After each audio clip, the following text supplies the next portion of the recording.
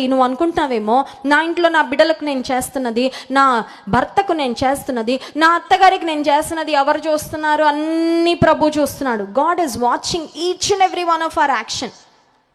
నీవు చేస్తున్న ప్రతి చిన్న పని, నీవు చేస్తున్న ప్రతి చిన్న ప్రార్థన, నువ్వు చేస్తున్న ప్రతి చిన్న మేలు, నువ్వు మంచి హృదయంతో దేవుని ప్రేమతో చేస్తున్న ప్రతిదీ దేవుడు చూస్తూ ఉన్నాడు. ఇందాక బోయజు రూతుతో పలికిన మాటలు మనం చదివాం కదా, ఆయన నీకు సంపూర్ణమైన బహుమానమును ఇచ్చును. ఇచ్చాడా లేదా?